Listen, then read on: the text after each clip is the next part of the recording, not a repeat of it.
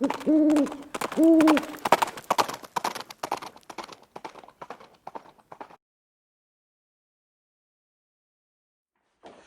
guys, it's Viejo here, and we are in the second week of December in 2023. We're getting close to Christmas time. 'Tis the season. I hope everybody's got some good plans to spend with friends and family, celebrate the birth of the Lord Jesus over the upcoming holidays. You know, try to keep in mind what it's all about. But anyway, I got something of a mystery here. I'm sitting out here at the bench today working on reloading some of this brass that I got from reloading from the hot pot that he had sent. You saw that video just a couple days ago. Well, this package shows up, and I've already opened it, so I know what's in it. But we're going to kind of keep you in suspense here for just a second. But I don't know who it came from. There's a return address, but it was the manufacturer. So I'm clueless. I don't know where this came from. I have an idea, but I can't say because I don't know for sure. So let me show you what's in here. All right. What is in here is another Hornady lock and load storage block. So you know that I've been working with, getting my powder measures all set up to work on the Hornady lock and load system, with the powder measure stand. Here we went all through that here with that rack that I made. And I had used one slightly different from this. Well, since then, I've been working with the idea of setting up a Lee powder measure with Hornady lock and load bushing. There's no die on here yet, no die body, but I'm out of storage room already. You saw that when I made it. It's got 5 holes and I got 5 powder measures already. So if I set this one up, I'm going to need a place to put that. So this is going to be right in the nick of time. What I'll do with this, guys, is I'm going to set this up with one of Lee's short charging dies, which kind of turns this into a universal powder thrower that won't do any flaring. Okay, since most of the time, as you've seen with my cast bullets, I prefer to flare them other than with Lee's expander, powder through expander die. I don't like that for cast bullets.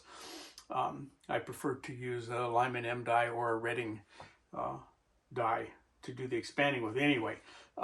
So then when I go to my progressive press, the Dillon over there, I don't want any extra flare to happen there, or if I'm working on the Lee turret, I don't want any more flare to happen at the powder charging station. So I use those short charging dies that just have kind of a funnel end to them and they don't do any flare. Well, anyway, I think that I can set one of these guys up with that short charging die and a lock and load bushing, and then I can use my Hornady single stage press, which is already a lock and load press, and use that as a powder throwing station for this Lee.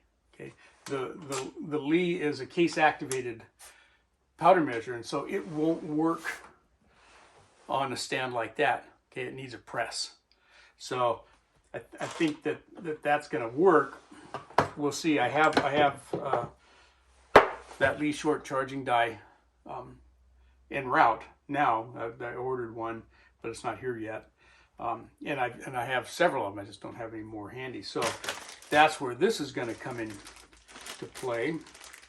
So if you've never seen this lock and load system before, you saw how I mounted that powder measure over there. So the lock and load bushings have lugs on them, okay, and they just kind of drop down through either a bushing on top of your press, okay, or in this case, this little storage rack, okay. This one, let's see, will this one go through the other way?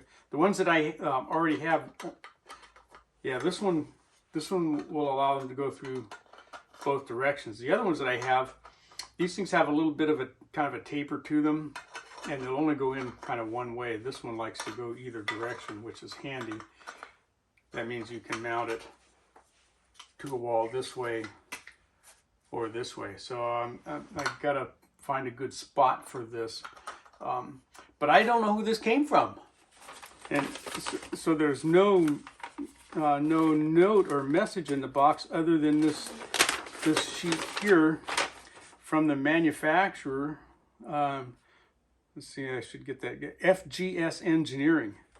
It says a Kentucky, United States based shop. So that's all I know about them. It looks like an Etsy supplier. Nothing on there about who it's from though.